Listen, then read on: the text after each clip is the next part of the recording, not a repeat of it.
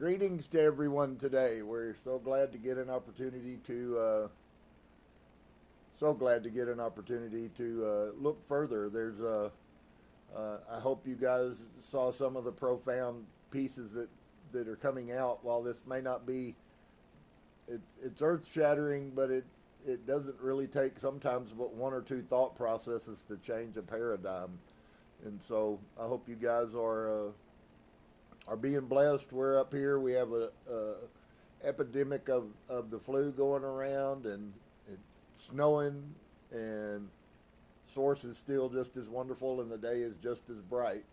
I'm very thankful that for His truth and His revelation and the wisdom and the understanding that's coming out, and the things that heretofore were doctrines are now being able to be looked at from a different perspective, and they certainly do paint a different picture. I've been quite profoundly amazed by how easy it is to see that this was just basically a rewriting of a narrative, and so of course when you have power you do that. You rewrite history to fit your historical desire. We have that in America. So it's really not all that surprising. So we're looking at Jesus in the Essenes. We will come together to a heart center at this beautiful place. If you meditate, is to come down into the middle of you. And then we just bow simply and say namaste. So I hope that our light shines on you, and I hope your light shines on us. So we're looking at chapter 19 tonight, and it is absolutely going to be just as huge as every other week that we have done. I think she was really made sense when she put this together, because rather than try to give you so much that you then drop off, it gives us an opportunity, if we will, to be able to kind of swish it around in our mouth and see. And so we're now getting into some of the good stuff I've been waiting for, and we hear a little bit tonight about John and a little more about Yeshua and what went on at Bethlehem and several other things. So we're looking tonight at chapter 19, the Magi and the baby. And it does seem, quite significant that there are so many parallels running side by side, but then you get these massive deviations from doctrine, and I don't know that it actually deviates so much from much of the historical that we were told, as much as it deviates from the doctrine that came out of that. And so I think that's something we have to pay attention to. So chapter 19, Dolores writes, she said, "We had gone forward in the life of Saudi and came to a time when he was visiting his cousins in Nazareth.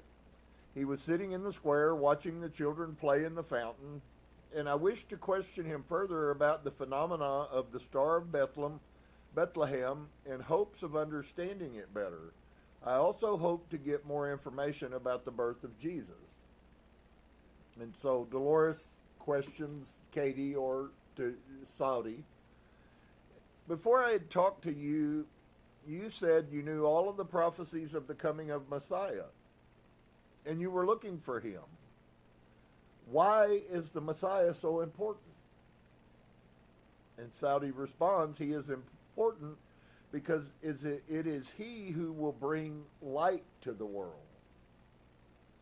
Okay, I've been trying to share this with us, and for you guys that are Christians out there, if you're having a hard time really getting a hold of this concept, I think that would probably be classed as being normal, quite honestly.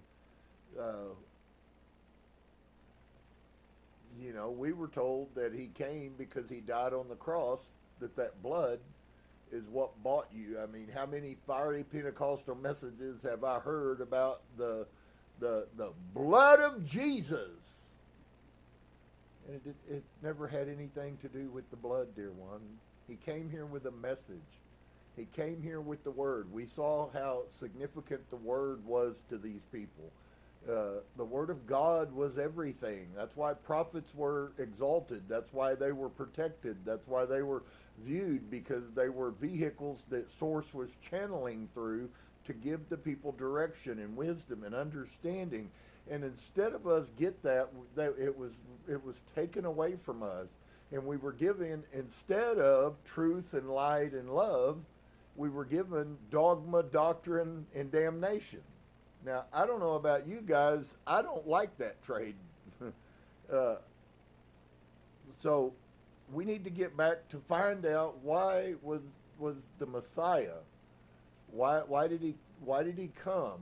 And just so that you remember the concept, part of the concept of the Messiah, and this is another branch, a total different branch that we're going to look at, but I think that you're going to be kind of blown away if you stay with me for a couple of years, because what you're going to begin to start seeing is yet there is a layer on top of a layer on top of a layer, and this layer here is really the thinnest, the weakest, and the newest. When we go back on the Saturdays and we continue on in the Nag Hammadi, you're going to hear words, and you already have in Phillips, talking about the chrism.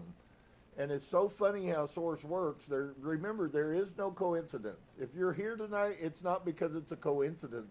You're here because there is a message for you. There is a piece of life that you need. There is light that you need to help you make sense of something that is deceiving you. In many cases, it's really amazing. Sometimes just a few words can give you a totally different paradigm shift. And it's like the total direction changed. Everything still looks the same, but nothing's the same. And so this, I think, if you will really see what's being said here, it validates many of the things I've already been showing you. So this is why the Messiah is so important to someone who you will find out by the end of this was actually met this person personally multiple times. Now there's a kicker. We've never in all of our lives ever been able to say, other than in the written Bible text, that we ever met anybody who met the Messiah or Yehochanan personally. But so you begin to build a basis, and what Source is doing for all of us old dinosaurs that came out of that belief system, and there was no other belief system, and it was the absolute truth, and there was no failure, and everything was exactly as we were told. He's trying to feed you and seed you so that you might grow into the fullness of the person. And so she asked him, why is the Messiah so important? And he responds, he is important because it is he who will bring light to the world. Folks, do you hear any other concept? Where you're at now, maybe from where you were a year or 2 years ago, does that light something inside of you up, that you are hearing something that is very clear? What's quite amazing about it is that we live in a time, and this time has very many people who have never been in religion, nor do they care to. And yet they're talking about the light, the light, the light. Why is this light? Why is an near-death? Why is the light so important? And so Yeshua came to save us by telling us who we are. That was the whole concept. That's why his ministry took such a short amount of time. And so he is important because it is he who will bring light to the world. He will deliver and give hope to those who are without. Well, what is he bringing to us? That'll tell you what they're without. He's already told us what he's bringing. Now he tells us what you're without. And what are we without? We're without the knowledge of the light that we are. You are light. Yeshua said it straight up. You are the light of the world. But what that means if you're a Christian versus what that means if you're a spirit person, friends, I promise you those two definitions are typically not even remotely close to the same. And so he will show us and others how that we may gain our souls. So now dig that a little bit. So he's going to come and he's going to show us how to gain our souls by telling us what the light is. And so could you then relatively easy put 2 and 2? And I know in modern day education you might get 6 or 9 or some other number, but in the system I was brought up in, 2 and 2 still counts 4. You know, and I understand that higher learning means that you must have better gummies than I do, but 2 and 2 is still 4, friend. So he will show us and others how that we may gain our souls. And so if you look at the Bible through the eyes of Christianity, you see that the way you gain your soul is by taking the blood and eating the body, and how you do that is by doing everything you can to be as good a person as you can. And then if you're lucky, you know, well, probably not. You know, there are maybe some lucky ones, but I'm pretty sure we're not going to be them. When in fact, what he really wanted us to know, and I'm quite sure that he taught this, and we will see as we go through more texts, what he really wanted us to know is that we were something special and that our Father loved us no matter what. And so then she asked the question, Dolores asked, then he will be a very special person. And Saudi responds, he is a very special person, though he is but a child. So I also want you to see as we go through these, just like as you saw last week, as we go through these, in this guy's mind, and that's all going to be based on what you're capable of putting any value in. I value this because I've been there and I know what I saw, and I know that it wasn't something that my mind actively went in and sat down with a story, and that's what I puked so that I would look spiritual. And so if you haven't been here and done this, you don't have a clue. You don't have any information to offer anybody about what regressing into the past life and what you saw or what you did or how real it was or any of those other things. So you kind of have to make an evaluation on that if you haven't been there. And so he says he is a very special person, though he is but a child. And Dolores asks Saudi, have you seen him? And Saudi says, once when his parents came to us asking us to help, for they knew of Herod's plan and they had to leave. They sheltered with us for many days while things were gathered so that they might make their journey in safety. And so Dolores then asked, do you know what Herod's plan was? And Saudi responds, to slay all children born within a 2-year span, because it was said the Messiah had been born, and he thought in this manner he would capture him in his net and rid himself of this worry. And so then Dolores says, how did Herod know that the Messiah had been born? And Saudi responds, when the Magi came and stopped at the palace, they thought mistakenly that if a king was to have been born, surely it would have been born in the palace of the king. They spoke to Herod, and through them he learned that the Messiah had been born, and he would be called King of the Jews. And this Herod would not hear, and this Herod could not hear. Therefore he, when the wise men had left, he ordered that the edicts be followed. Because if there was a King of the Jews born, then being as he was known as King of the Jews, it would also follow that he, Herod, would no longer be king, and that he, whoever Messiah was, would be. And so I imagine, Dolores says, I imagine that if the Magi had known this, they probably wouldn't have gone to the palace. And Saudi responds, here's another little principle that I'm starting to learn for us, that we have been so programmed by society and stuff to try to manipulate and manage everything in our life. We pretty much have a pretty poor picture of what it means to just let life happen. And that doesn't mean don't do anything.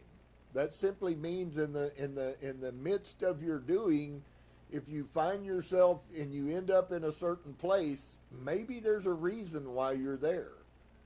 Life may not be as happenstance. I don't say that there are many timelines that we can choose to walk on, but the decisions we make will determine which timeline that we walk on. If we make a wrong decision, it puts us on a timeline that may not take us where we would end up otherwise. If we make a right decision, then the timeline may totally lead us directly to.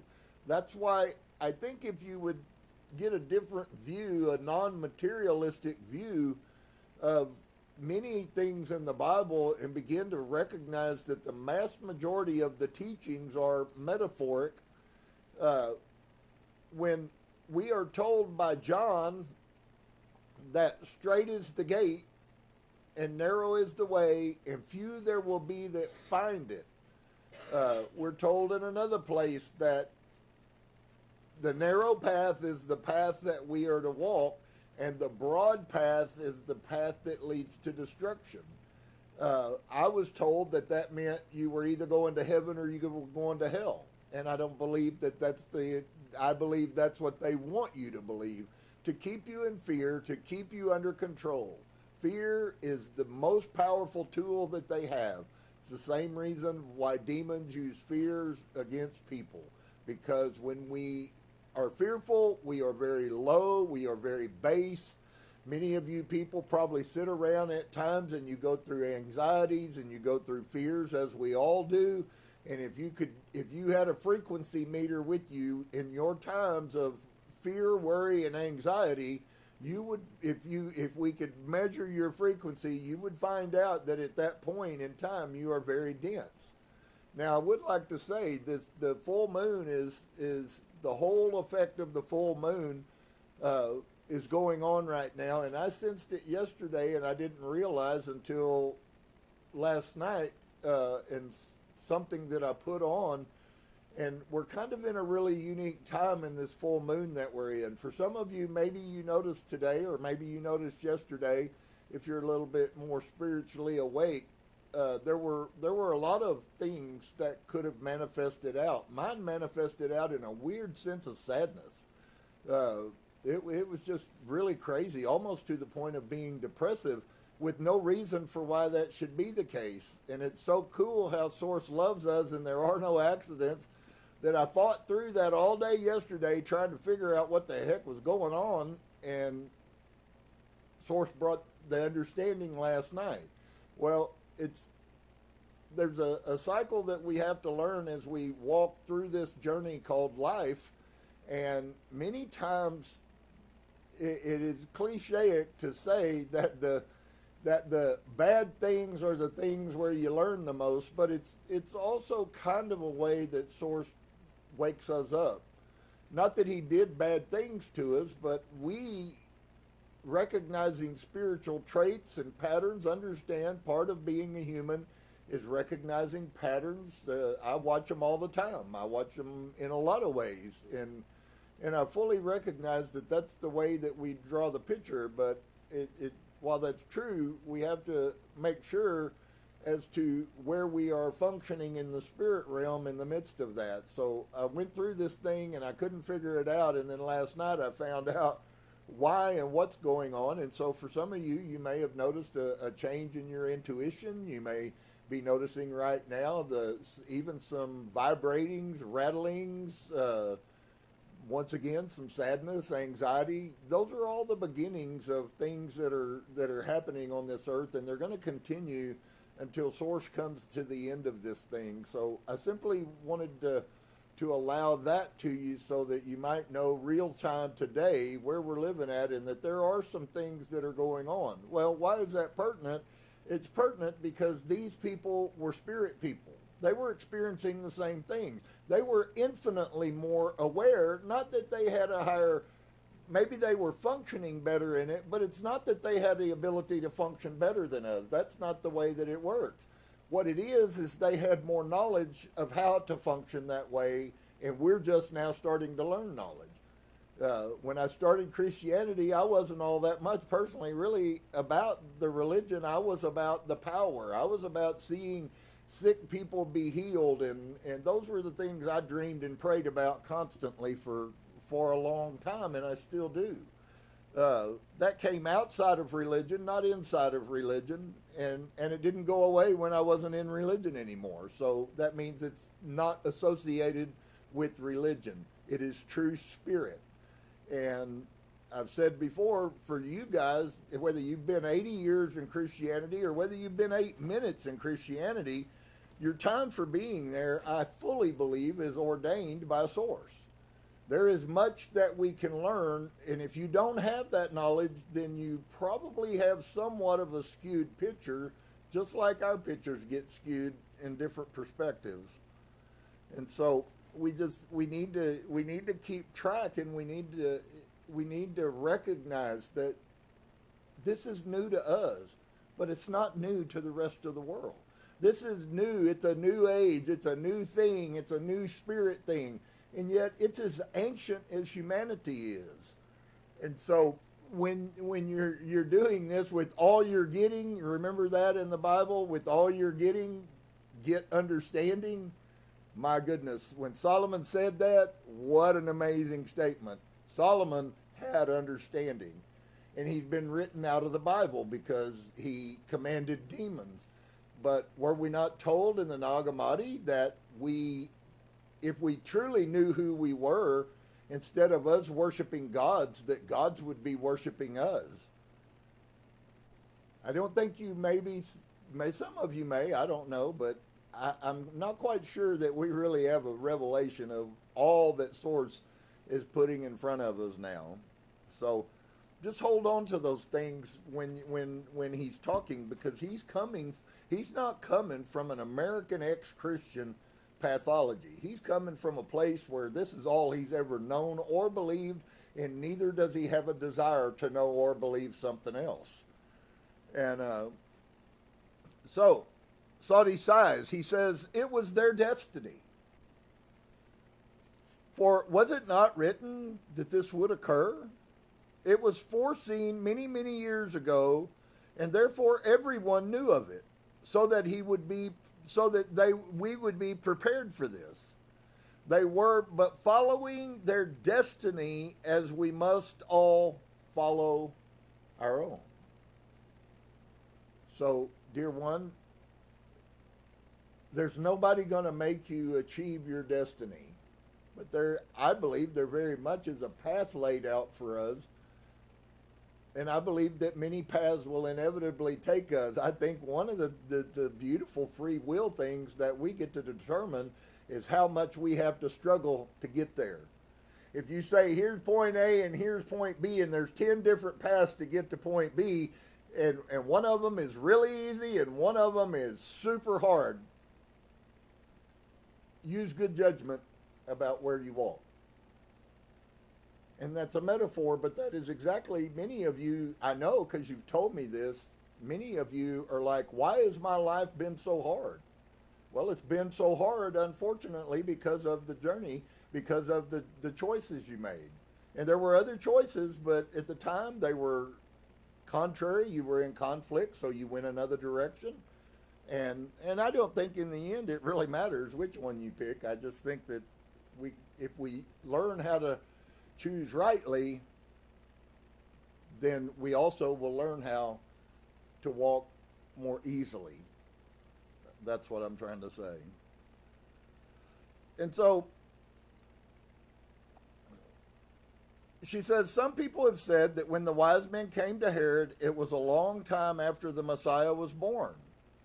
And Sadi responds, no, for when that the Magi came to Messiah, he was still at the place of his birth. He had not left. Do you know how many wise men came? And Sadi responds, there were 3. They were men of Ur. Isn't that a city in Babylon? And you'd be quite surprised at how much Babylon really ties into the Bible. Barkavia phonetic. This is another name for, as you call, Babylon. Is more of a people than a country or any place.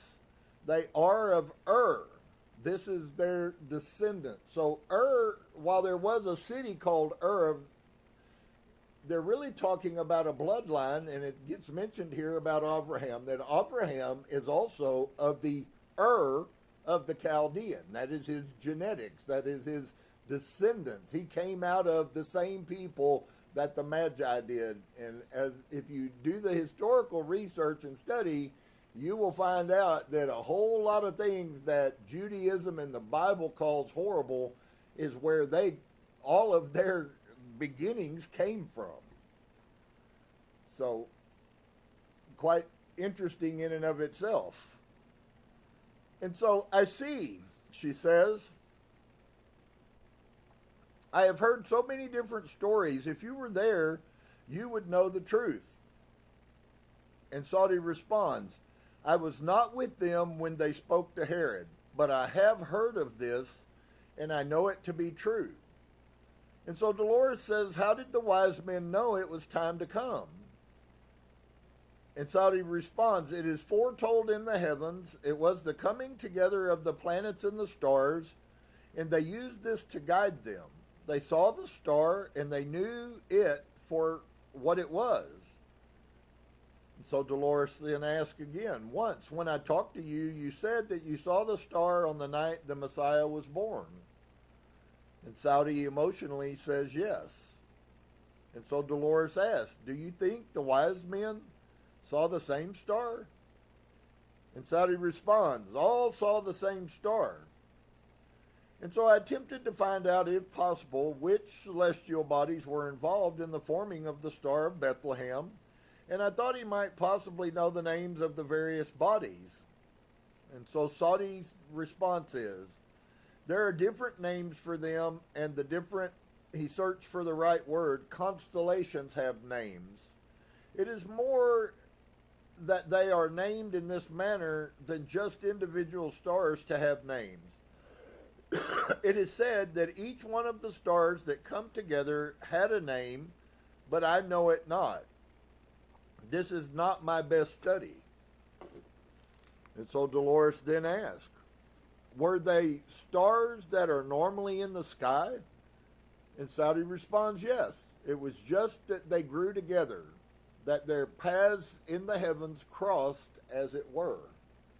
I think there's really a beautiful metaphor there, because, dear ones, each one of us are a star whose paths have also crossed. And so some people have said that it may have been a strange star that had never been seen in the heavens, referring to the possible nova. And Saudi responds, it was not one that was created in that instance for that, no. There are many who try to explain it in many different manners. They tried to say that it was a warning of the gods that Rome was about to fall, that it was a comet. It is said that there were points of light when the heavens opened up and shone through. They have many explanations for it, but it was God showing that this was his son and giving us a way to know.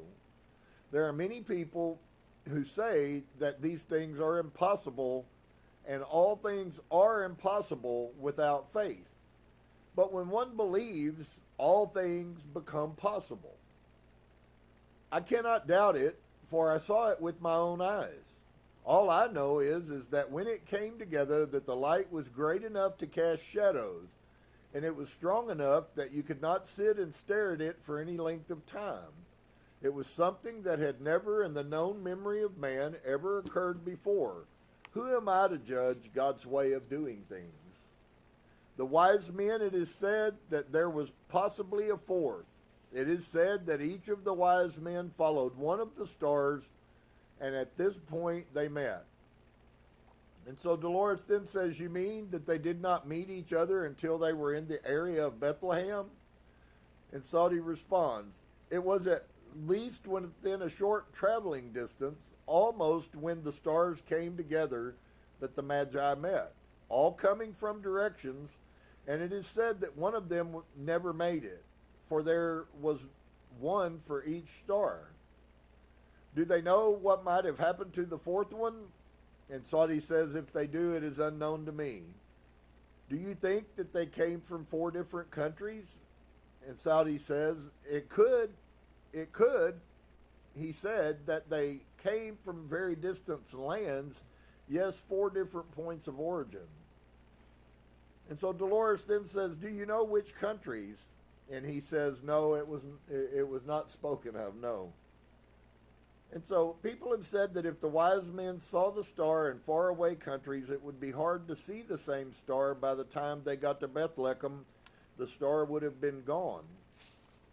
This has been one of the arguments. If the star was one single bright light, it couldn't have been seen because of the curvature of the earth. Saudi responds, this is true.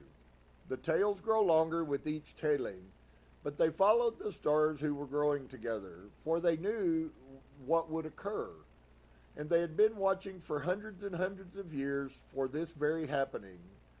When that the star became one, it was seen everywhere. And the Magi must have known the prophecies too, or at least knew how to read the stars. And Saudi responds, it is said that the men from Ur were the ones who gave us many of our prophecies. They also gave us Abraham. So quite honestly, all of Israel is part of Ur of the Chaldees because of Abram.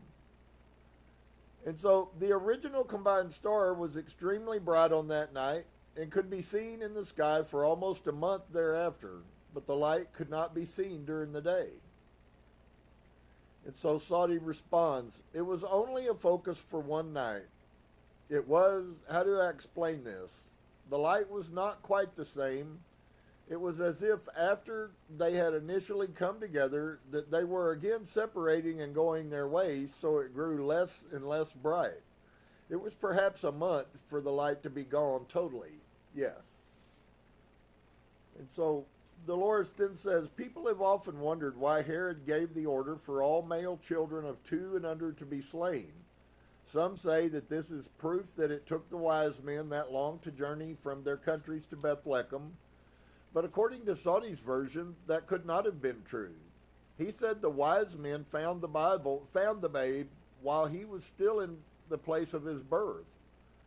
I realize the Bible is open to many interpretations, but I think Herod waited for a while for the wise men to return to him with information of the child's whereabouts. Then I think he probably sent soldiers to find them. All of this would have taken time, and when he discovered the Magi had left the country, he angrily proclaimed that all the children within a 2-year span be included so that the child would not escape his net. And so Dolores asks the question, what do you call the Messiah? Saudi responds, he hesitated, we call him not. And so Dolores says, he has no name yet.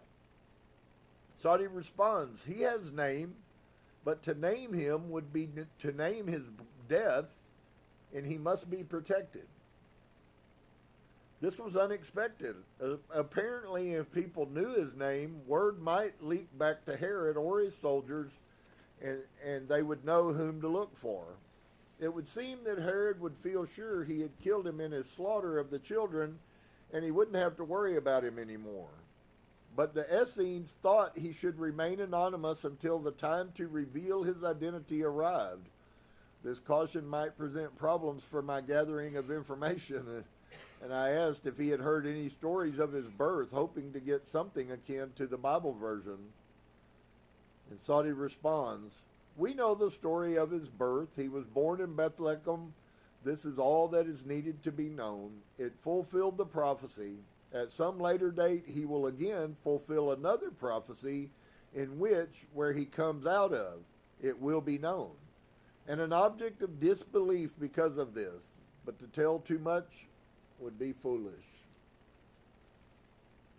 He was apparently referring to the prophecy he had mentioned earlier about nothing good ever coming out of Nazareth. Still pressing for some sort of information, I thought Saudi may have heard of the virgin birth. Surely it would not endanger the Messiah if he told me of any unusual happenings connected with his birth. And so Saudi, his response to her is, he was born in a cave, if that is considered unusual. Now, if this guy really saw, and you have to choose whether you can believe that or not, if this guy really saw the star and he knew, surely you would think that he would know every significant detail. Little boy sitting out on top of a mountain out in the middle of a desert watching this lights come together so bright that they looked as if it was daylight during the night, and yet he never refers to this guy in any way other than the one who is bringing us the message of light. And so Dolores says, this sounded strange, but there are many references in the lost books of the Bible to Jesus' birthplace as a cave. We were told he was born in a manger. Of course, they'll tell you here in a second that it wasn't uncommon if there was a cave for that to be the place where they put the animals up. So that could still jive and yet be totally foreign to what we were given. And so the ancient Church of the Nativity in Bethlehem is built over the sacred grotto or cave that is recognized as the supposed birthplace. Caves were also used as stables in those days. And so Saudi says, there are many stories about his birth. There will be many more in the years to come. But this is for a later time for this to be known. To know where he was born exactly would be to name who his parents are. People are traceable. You may hunt for them, and if you know enough about them, you will find them. And so that, of course, made sense. I was still fishing when I assumed that if they had come to the Essenes for hiding, then they were probably not even in the country anymore. And it would seem that the safest thing to do would be to leave the land of his birth, but he only parroted my remark. It would be a safe thing. So it was obvious I was not going to make him reveal any names. Maybe the next best would be to try for a description of the parents. His mother was but a child. She was maybe 16, no more. With such beauty and calmness, it was to be marveled at. The father was older, a very pious man. He loved his wife very much. You would see this in a glance. They had been together many times in other lives. And so I would like you also to understand that there's actually, I do believe there is a revealing. Somebody asked me recently, so do you think we knew each other in another life? And I think that we probably did. I think that there are many things that we don't know about that come together from other lives and reasons, and maybe sometimes we don't even know why. But don't be surprised if it's not to find out. And who knows? We may be together in lives after this one.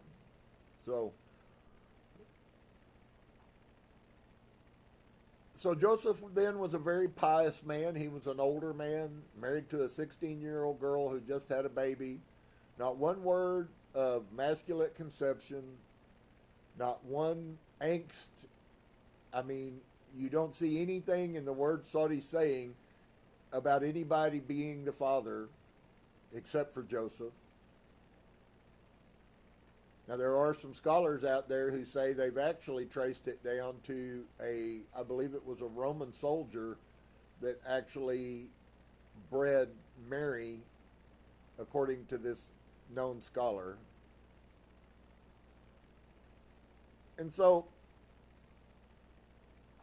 but we do know that they had been together many times in other lives, so we know that they were what's called twin flames. There may have been a concept of what we would call today as soul partners, soulmates, twin flames. They're all kind of saying the same thing. And they often meet again and again and again. In fact, many of them come into the life looking for the other one. And so, was there anything unusual about the baby? And Saudi responds, his voice held so much adoration, his beautiful eyes, and the fact that he was the calmest child. He would look at you, and it is like he knew all the secrets of the universe and just gloried in them.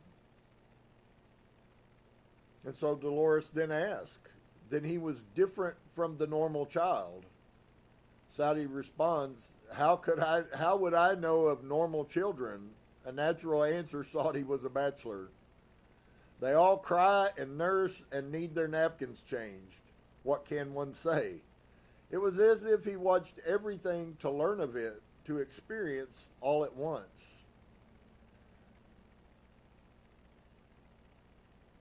I think it's so funny because if you listen to those words he just said, he's talking at this child's birth about a higher consciousness. Every word he just said is talking of higher consciousness. And so she writes, I assumed that if Saudi had seen him, it would have been such an emotional experience that he would have remembered every detail. In fact, in many of these situations, it's a lot more common. It's to him because he doesn't have all of the connotations.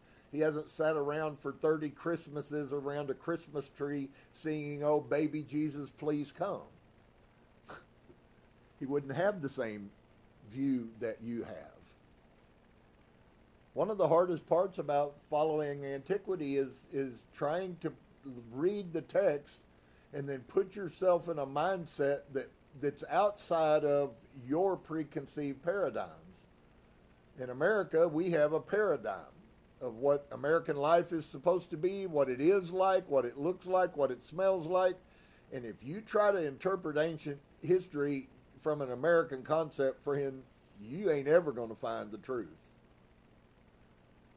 And so she says, I assumed that if Saudi had seen him, you would expect some like major, oh, you just can't believe it. And instead he goes into talking about his eyes and him looking at me. And it was as if he knew everything in the world, in the universe that existed. That's not the connotation that you would think that this guy would have about this baby that he saw personally.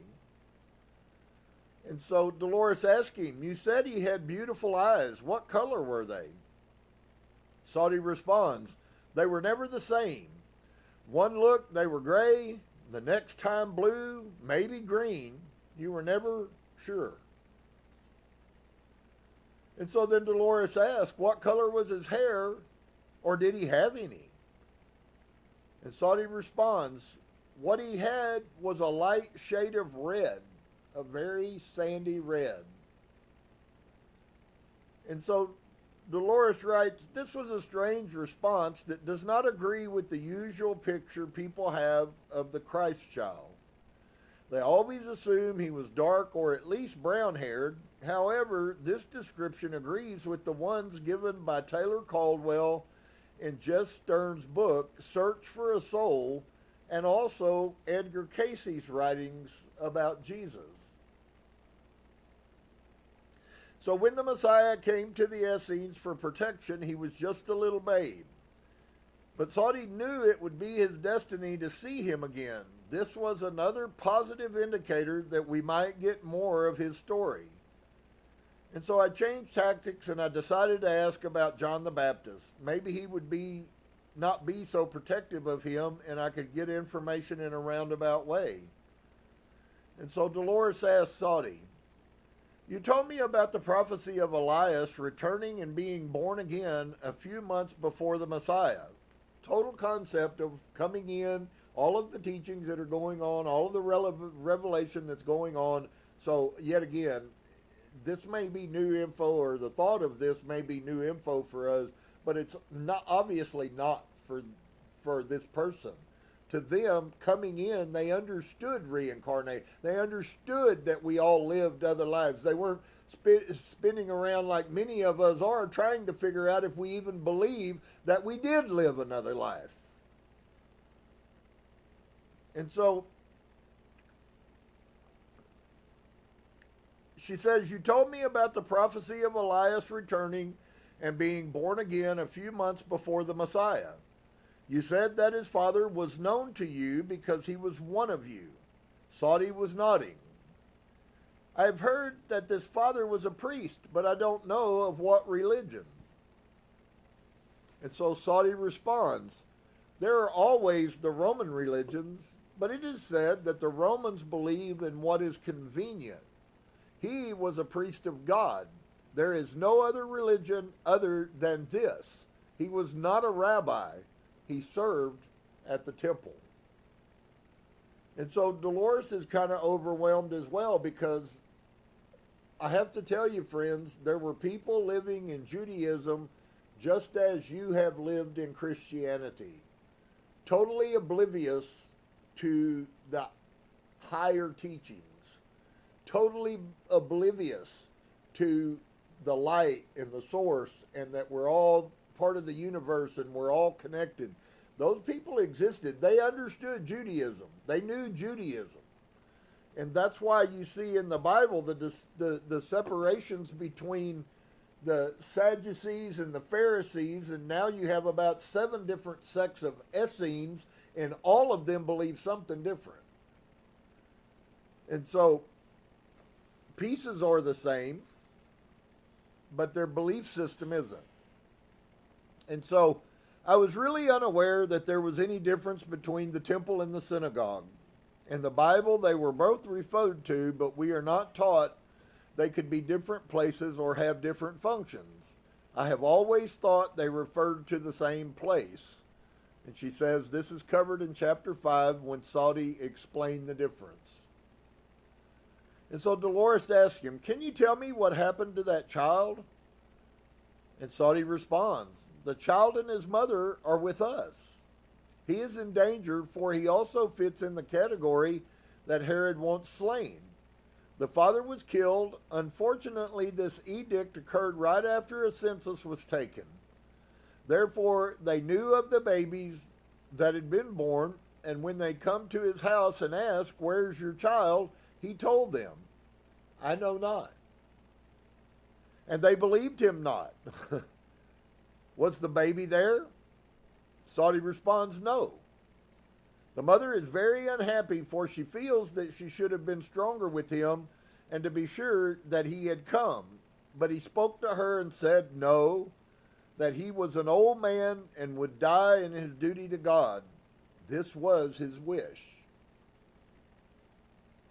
And so Dolores asks, did he know where she had gone?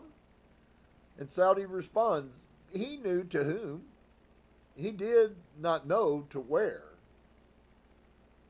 And so Dolores says he probably wouldn't have told anyways, and Saudi responds, no, he would have died and did. And so I assume that the verification or the nullification of Katie's accounts would rest with the Bible, since it is the most complete record we have of the life of Christ. But I was surprised to find many gaps and half stories in the biblical accounts. Oh, really? That could be akin to an overwrite, friend. And there's many of them. It says one case in point is that about Zacharias. He is mentioned in the Bible as the father of John, but the story of his fate is not. I found that the story of his murder is faithfully recorded in the Aquarian Gospel of Jesus the Christ, and one of the apocryphal lost books of the Bible called the Proto-Evangelon, supposedly written by James, and I've already read that with y'all several years ago. And so when I read in these stories that Elizabeth had taken the baby and fled to the hills, it was as though a bright light went on in my mind. Of course she went to the hills, I thought. What woman with a baby is going to be wandering around in the wilderness? She knew where she was going all the time. She was headed for the Essene community in the hills, where she knew she would be safe. It was utterly amazing how the story coming through Katie in deep trance made so much sense and was tying up so many loose ends that are left dangling in the Bible. So far, Saudi had mentioned no names except that this babe was the reincarnation of Elias. I asked if he knew the father's name. I said I wanted to know because I thought he was a very brave man. So Saudi responds, the time is not now for it also to be known. Was it just not so that his child also was in danger? Therefore, to name the father is to name the son? And a tinge of fear and secrecy always seemed to creep in when I got too close to forbidden topics. There were many things he felt honor bound to protect. I was going to have to find ways to get him to release information. This protectiveness was very deeply ingrained, as witnessed in the earlier chapters, but now it became almost an obsession that he must protect the Messiah and John from any danger. And so Dolores asks, but they were not babies anymore, are they? Saudi responds, they are children. They have several years. And Dolores says, you said that this child, John, is with you. Does he seem to be any different from the other children? And Saudi, smiling, says, he is fierce like a lion. He is strong, and he lets everyone know exactly what he is thinking. They don't have to agree, but they are sure to know his point of view. And I laughed. Is he mischievous? Saudi says, no, he is a good son. He looks much like his cousin Jesus, only he is perhaps of more blood and more like his father in strength, whereas his cousin is calmer and finer. Dolores asks, does he have the same color of hair? And Saudi responds, he is definitely very, very red. It glows like fire around his head. And Dolores says, some people think that those living in your country are dark-skinned with black hair. Saudi responds, those who told you this, perhaps they have only met those who are from the south or maybe another area. But those who live here at Nazareth, for the most part, they are of light skin and fair hair and light of eye. There is much intermarriage with people from the south, therefore it is more and more being lost. There are fewer children that are born with red or yellow hair. There are more born with brown or dark. And so Dolores says, well, do you know, are there any other prophecies concerning what will happen to this child, the Messiah, in his life? And Saudi responds, it is said that he shall spread the word, and he shall take the suffering of the world upon his shoulders, and through his suffering we shall be saved. We have heard this term, we shall be saved all of our lives, but I wondered what it really meant, especially what it meant in Saudi's time. We shall be saved from what? Now you see. And so Saudi responds, from ourselves. He came to save you from yourself, not from the devil. Do you know that the metaphor of the devil is your dark self? Many of you really do listen to the devil. Many of you, the devil really does make you do it. But that devil is your dark self. From ourselves, with the way that it is now, the way that it stands, one must always, through unstriving, say, gain the step up the ladder, as it were, whereas with divine intercession and asking for assistance or blessing, you may take the steps up the ladder easier. I'm not explaining this very well. My father explains much better. And so Dolores asks, well, saved up the ladder, does this have to do with reincarnation or rebirth? And Saudi says, to rebirth, yes.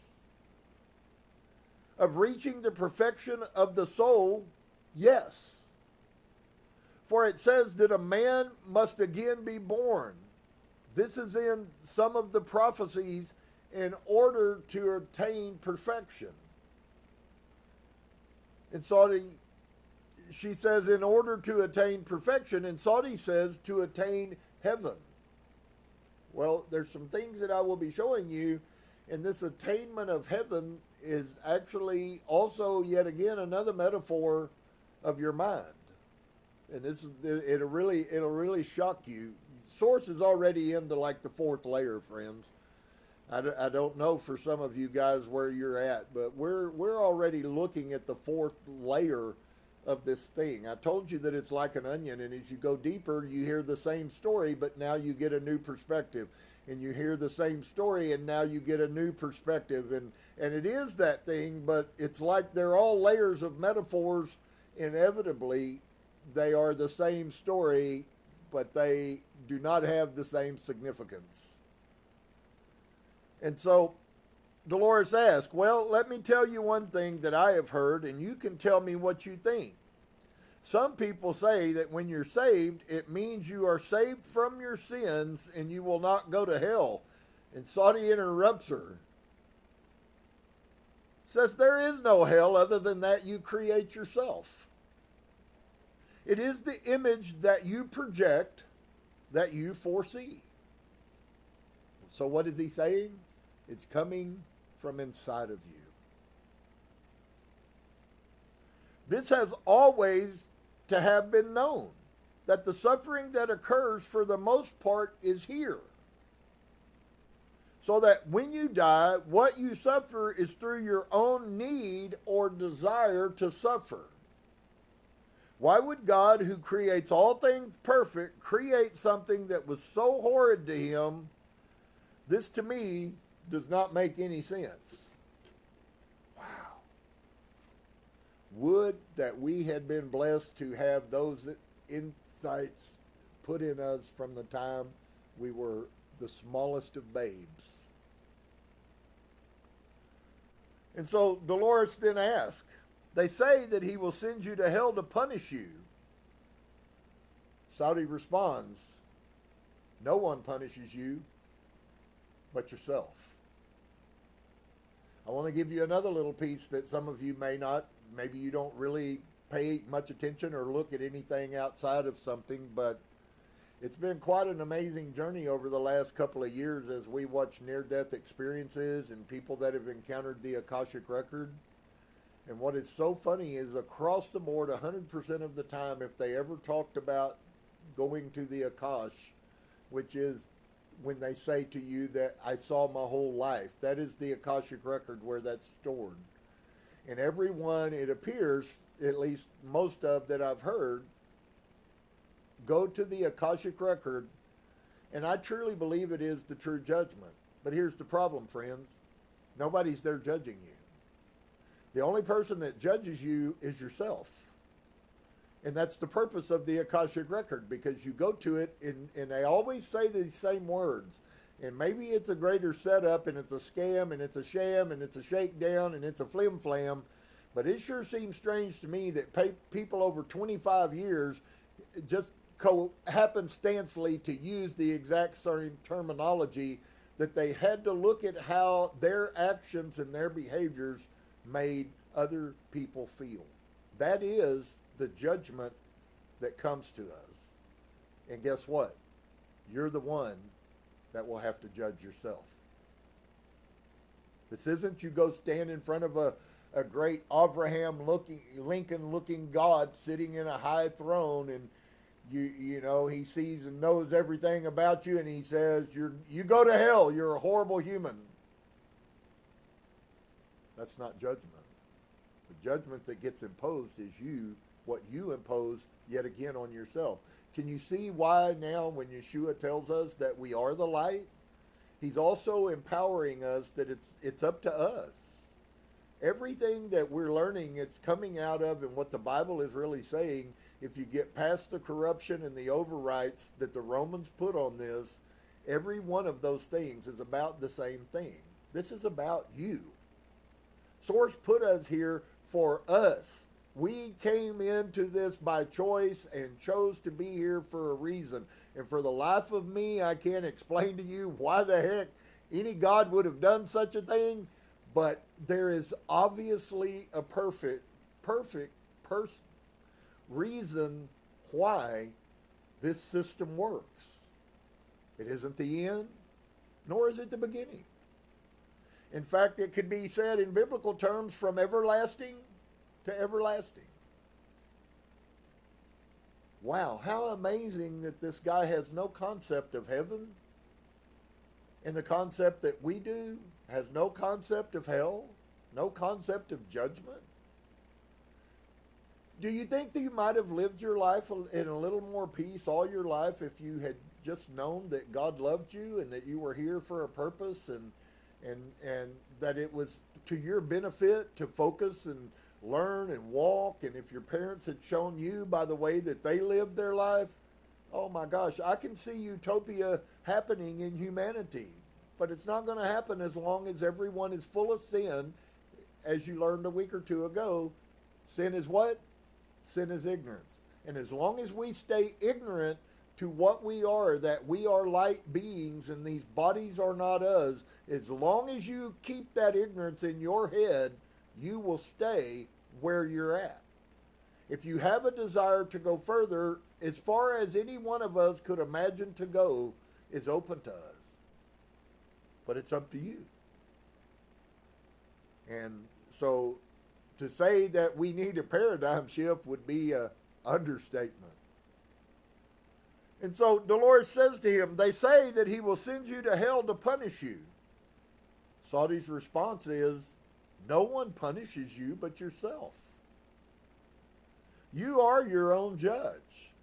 And that is exactly what we've heard 1,000 times in the Akashic Record. Nobody forcing them. They go in. They look at their record for themselves. It says, judge not others, but it does not say self-judging. You are your own self-judge. And he seemed to feel fairly strong about this. It is, if you would judge yourself, you would have no need to be judged by anyone, is what Paul said. Wow. And so Dolores says, well, I've always believed that God was a good and a loving God. He would not do things like that, but others don't agree with me. Wow. Wow. Well, if you've been a Christian like me all your life, I promise you, I heard a lot of hellfire and brimstone, and I think one of the greatest revelations I ever had is when I came to the day that no matter how well I tried to keep, or no matter how well I tried to do, inevitably I could not get away from myself. And it seems quite strange to me that the harder we try to get away from ourselves, probably more likely than not, the more we commit things out of ignorance or sin. And so for those of you who have heard and have listened, you really might put that into your everyday thought processes about yourself. What am I walking in ignorance today? Maybe you ought to begin to change the way that you pray and begin to commune with Spirit every day, seeking enlightenment and judgment and decision and discernment and losing your ignorance and gaining light. Wow, boy, I'll tell you, that changes everything. We are on a path. That path is going to arrive at a specific place. It's up to us to choose how we get there.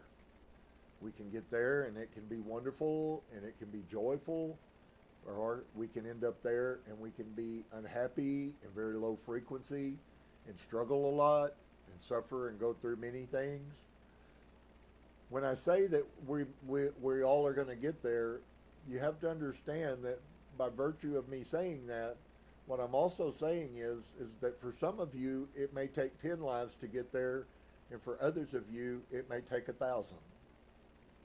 You're the total sole determiner of that. Now, if it is true, I believe there's some truth to it. I don't know how much. We're going to have to live this thing out.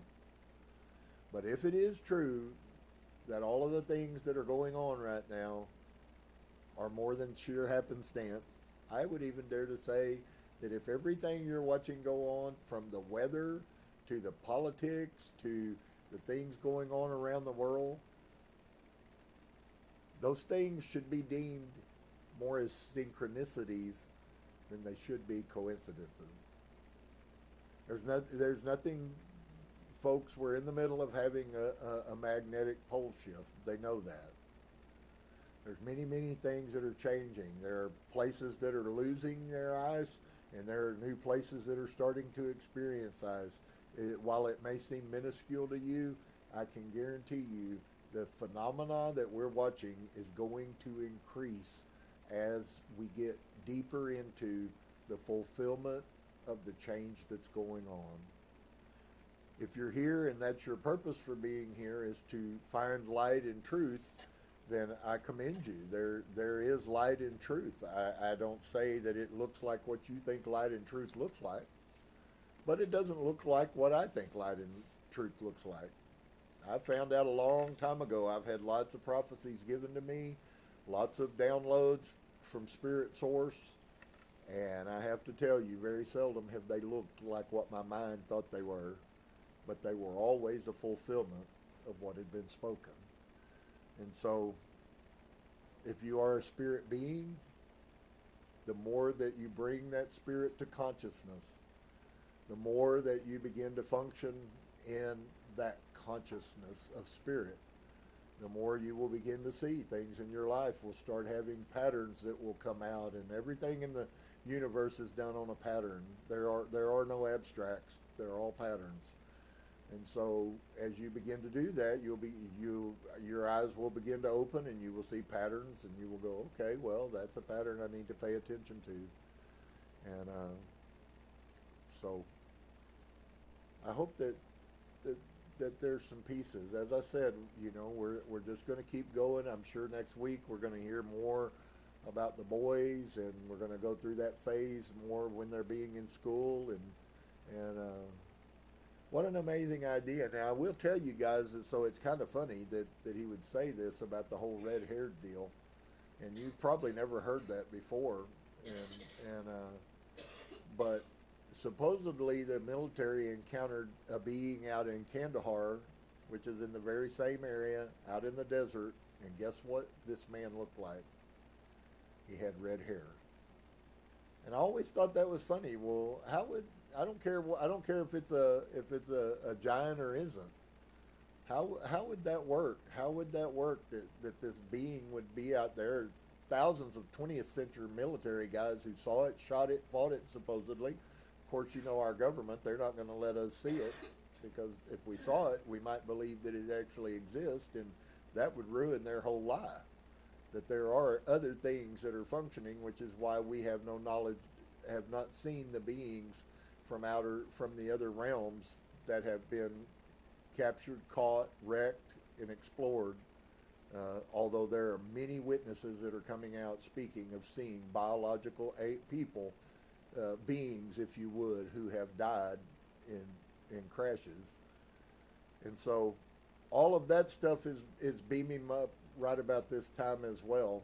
And I think it's very significant also. It's not a synchronicity that we are more and more and more and more and more and more and more and more. Now they're starting to see them all around nuclear reactors, and there's just a whole plethora of orbs, energy lights, not necessarily always flying beings as we know, as they deem them to be orbs of light.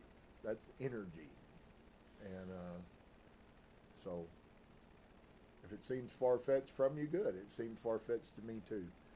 But I have to tell you, there's a lot of stuff that's sure coming together, and it sure makes a lot of sense. It doesn't fight with each other anymore. So how about that you be a good judge of yourself? What if you judge yourself that that's not a decision that you want to make anymore, so you choose just not to do it? Wouldn't that be amazing that we had the power inside of ourselves to change ourselves?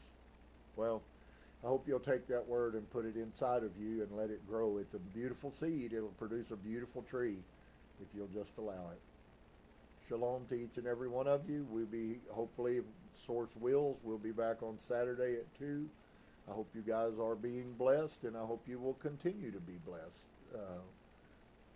And look forward to seeing you then. come together and namaste. We humbly bow to you. May your light see my light, and may my light see your light. And on the same token, may our lights infuse each other. Shalom.